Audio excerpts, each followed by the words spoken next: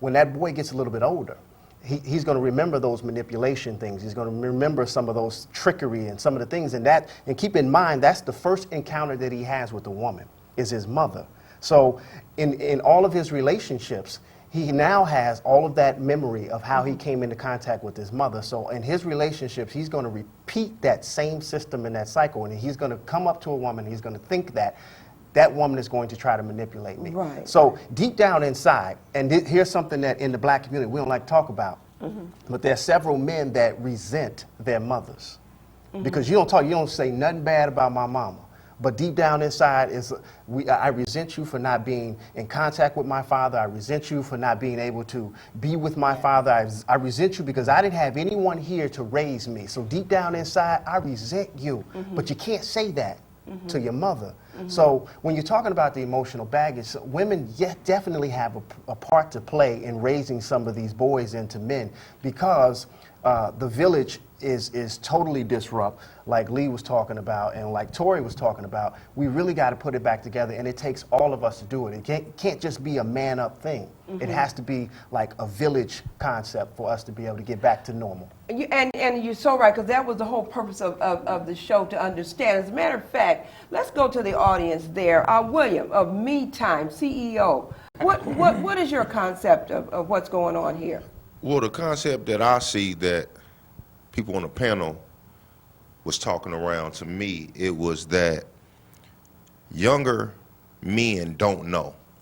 So I'm 35, so I know people my age and younger are caught up in that generational gap to where a lot of them don't know how to be a father. So you're telling somebody to man up who don't know how.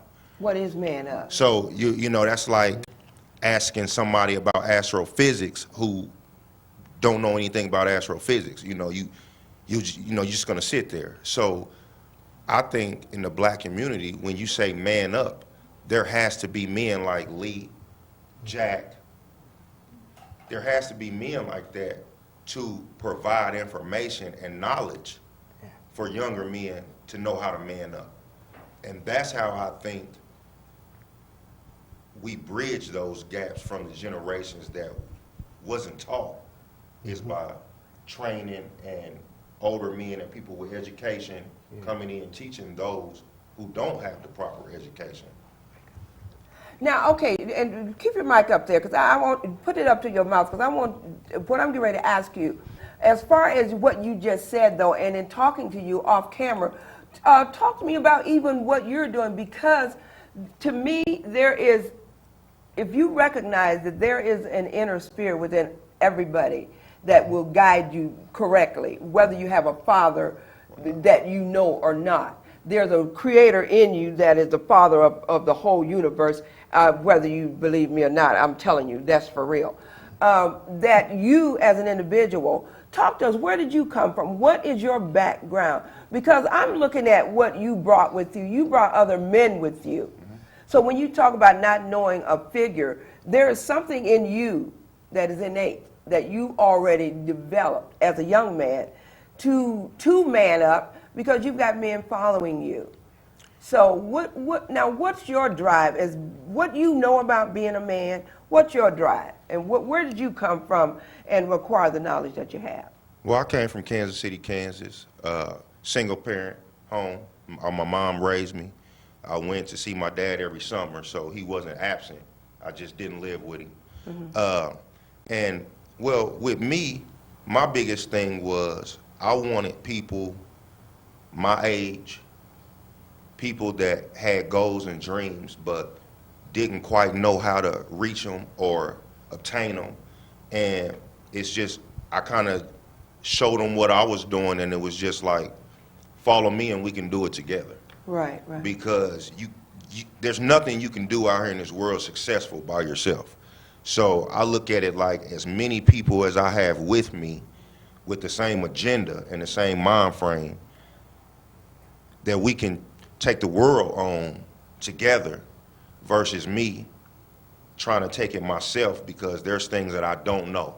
So there are things that the guys that I have with me, some of them have different expertise, so they can help me with things that I don't know. And that's kind of where I get my motivation from, is seeing the smile on my guys' face when they talking to their kids and their wives, because they're a part of something that's special and something that's growing. Well, you know, and you say that that's the village that's making a difference, though, because there's individuals that come together. Okay, sitting next to you there, we have Jamie. Here again, like I said, audience, 100% men here that have man up and taking care of business. As far as you, Jamie, being a young man, and you have started a production company. Well, me and my partner here, he's the CEO, John Brown. I'm the vice president, and we are from Donaldsonville, Georgia, small town. And when we came together, there wasn't no one doing what we're doing down there. So we're kind of like trendsetters. So our main goal is to build a foundation so our sons can have something, you know, when they get older, you know, so they won't have to go toward the street life, you know. So our main goal is just to build a foundation so these kids can have a place to go, and they can see. You know that. what, Jamie? I want you to say that one more time, and I want you to look at that camera and say that about these kids. What? Say that again. What me and my partner trying to do through Kingsman Film is build a foundation so these kids have a place to go, and they'll know that they can do whatever they want to do, you know, because just because they're coming from a small town and a lot of people are not doing what they might dream of doing, they still can achieve it if they just, you know, put their mind to it and just believe in themselves and believe in God. Believe in God first and then believe in themselves and just go for it, just like me and my partner did. Because we didn't even go to school for none of this. We just had the dream, had the vision, and we came together and we're making it happen. Just like what William was saying. You know, when you can connect with someone and y'all can generate off that same energy, I mean, you can do amazing things. And I never knew my dad, so that is really what motivates me to be a better father to my son and to just pave the way and, like I said, build a foundation so when he comes up, he can have somewhere to go and not you know resort what? to the streets. And I'm so glad you said that, because here again, the statistics say that if you grow up in a home without a father, 9 times out of 10 you're going to be a nobody and end up being in the jail. Seriously, they say that. The statistics say that. Whereas, audience, I have 100% proof that that is not true. I'm serious, because 100% of the people in this room is none of that. You've got a young lady that just met her dad at 31 years old. Is that correct, Tori? That's correct. That's correct. And she has an organization called Fatherless Generation Foundation. Her goal is to make sure that someone else knows their father. And she didn't grow up with that, you know, because a lot of times they say, well, I didn't know my daddy, so everybody, you know, all this hatred is spewing out and carrying on. And with you, Jack, when you wrote this book, I Need a Wife, and some other books that you wrote, but I'm talking about I Need a Wife here. Because as a man, now, you know, they've got these categories that you're either a sperm donor, Right. father figure, Yeah. and then you're the real deal, the real father. You know, they got these categories. And I just say not true. I think that there are a lot of us that are tired of having all of these misconceptions about men. And a lot of times you look at a lot of the statistics, a lot of the magazines, the media articles, and what a man wants, what a man needs, and you scroll down to the bottom of it, and some woman wrote it. So That's true. I mean, That's true. If you want to know about a man, ask a man. And what I always like to say, we've taken this tour, 14 cities, over 19,000 people, with symposiums of real men talking about what we want, what we desire, and what we need.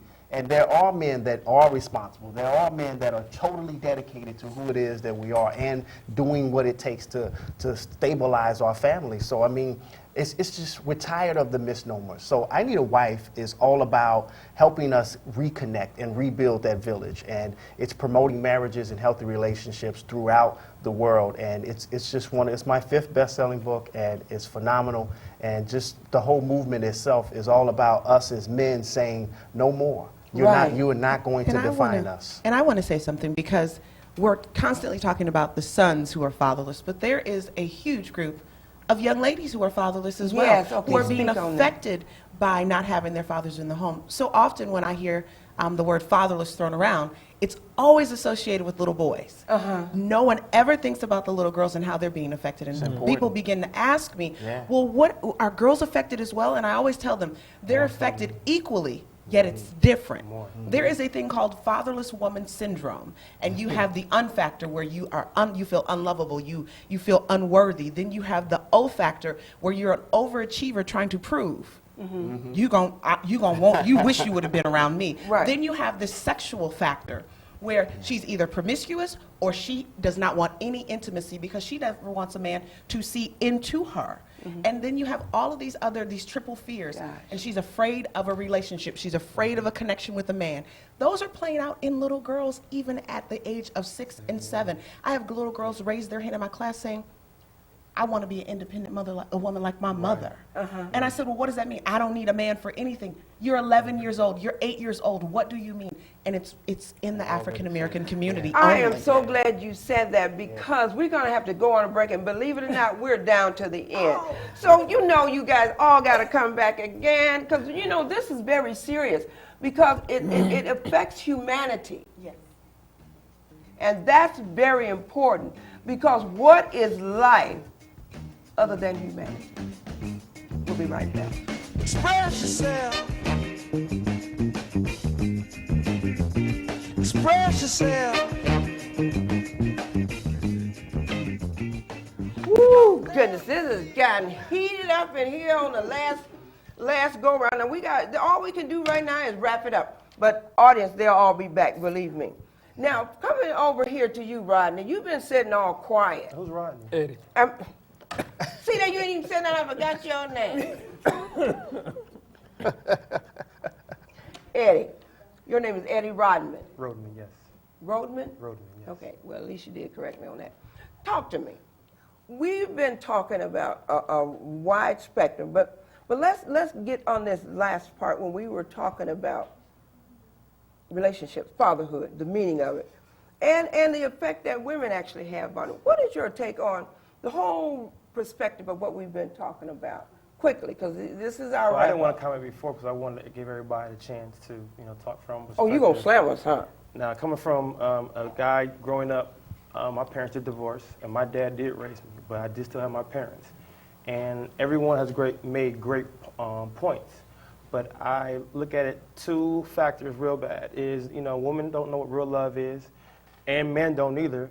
But a big important part is people don't understand. When they go out here saying real man, real woman. First of all, love is coming from your parents. If you don't have that, you need to get it from God. A lot of people, the church has been taken outside of our homes, our communities.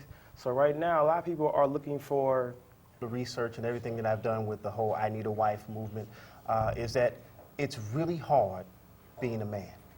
And I know a lot of people don't like to talk about that because we're so, I define men as like this. I say men are like turtles. We're hard on the outside, soft on the inside, but willing to stick our necks out for what we believe in. Wow. But once you get past that exterior shell, then you can understand the core of who we are. But in order for us to rebuild this thing in terms of our families, our relationships, our marriages, we have to have the courage to be able to do some things that you've never done before. The conviction to believe that you can actually accomplish it, and then the commitment to finish what you started. And I know that that's a really hard thing for a lot of people to do because you start out on one way, you start running a race, but then somewhere in the middle you get a little bit fatigued, you get a little bit exhausted, and you just start making excuses like, go through the process. And instead of making the choices, you start making excuses. And I say that excuses are nothing more than sophisticated lies that we secretly tell ourselves and then try our best to sell to everyone else. Wow, I So like that. my philosophy and trademark is stay out of your own way. So whatever it takes, whatever you're doing, stay out of your own way, and you can become that person that you really want to be. You can have the generations reconnected. You can have the wealth that you want. You can have the families that we want. We can have anything that we really want if we put our minds to it. And that's why I say it's important for us to reconnect our families by getting back together and just getting back to the basics of what it means to actually be in love and be in a relationship, but be responsible enough to say yes to the charge. What about you, Lee? Brad, come on, give us some, because I like that. This is getting good. Layer number 3. Lay it on. Yeah, he was very good. He brought up some excellent points. William, when you were speaking with him, brought up a point that really resonated with me. He said that you have to get wisdom and you have to talk to someone older to find out where you are if you don't know what you're doing. Mm-hmm. You cannot give somebody something you don't have. And the senior men are often either disrespected or disregarded. Oh man, you don't know anything. Go on. And times have changed and left you behind. The things that you accomplished 30, 40 years ago are history. But history is his story. Right. And it repeats itself. Every time. And human nature is continuous. Right. So if you run into a young man who has a void in his life and you can see it because you've been there and you've overcome it, the opportunity to share with him where the bumps and the stumbling blocks are and how to overcome them is just critical. It is just critical, and that's how we start to rebuild our village foundationally, is go to the ones who've been where we're trying to get to. As the saying said, been there, done that. Yeah. What about you, Miss Torrey? I'm going to say this. The scripture says, and it's based off of what we're doing. I base the foundation off of what we're doing with the scripture. And it says in Luke chapter 1 that God is sending the spirit of Elijah into the earth so we can turn the hearts of the fathers back to the children, so that we can all worship him as one. Mm-hmm. We don't realize what turning the hearts of the fathers mean. It means the wisdom. Mm-hmm. It's the tools. It's the things. If I don't know, then how do I go get it? That's what we're providing so that we can continue to pursue family values.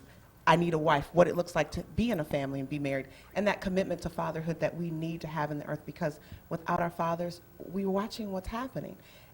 They're vital, and we can't keep pushing it under the rug like it's okay to go and, ladies, IVF is not okay. Raising a child in a fatherless home is not okay on any level. And adopting a child and raising them without a father is not okay. Whoa. We have to be honest about Yes. where men are necessary. Yes. And so I'm going to say, I'm turning the hearts of the fathers. That spirit of Elijah is on me for that fact, to do that in this earth at this moment in time. Wow. You know what? I am so sorry that the time is about out. And I tell you what, this has been so, I thank everybody for coming and being a part of this discussion. Audience, each one of you individuals, I greatly appreciate you being here, because you all have something to say. You all have something to give.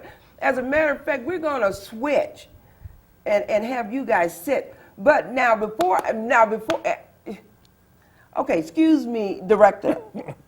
Before we go, though, I really need to get 30 seconds of thought from you guys over there, because you're here, and I feel your spirit. So quickly, come on now, talk to me, William. Okay, the last thing that I'll say, and I'll wrap it up with, is we started Me Time Drinks, and we started it out of love.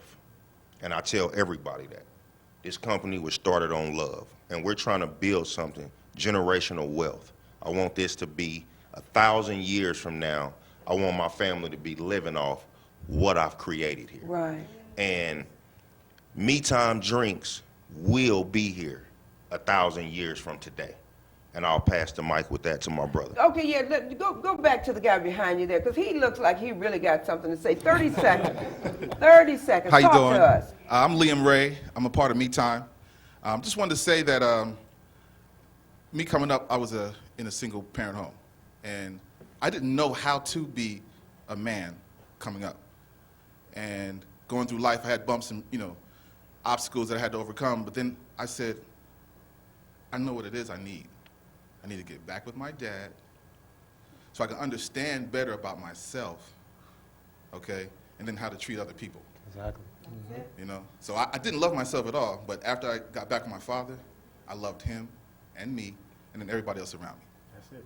Okay? But then again, like we were saying here, you made that choice because life was important Yes, ma'am. for you in order to do that. Because when we do these things that we've been discussing today, and you decide to make a choice instead of making excuses, what happens is we become free. You become free to be the man that you were born to be. And with this, I tell you, we've got Addison Baker. He's going to be coming back, and he's going to close us out. As a matter of fact, he's going to close us with a song that is called, the title of the song is Free. But audience, I want to let you know that you can be free in who you are. And you can be free in knowing that whether you know your father or not, you have one. And there's a greater father that you have, that you were created through the earthly father that you either have, know, or don't know, or are mad at. So when you get away from this show, go take a look in the mirror and say to yourself, who am I? Because you're part of a father and a mother, whether you know it or not. Accept it, love yourself, and actually love your father and your mother because you want to be free. Come on, Addison, give us a closeout. Let us know what it is to be free.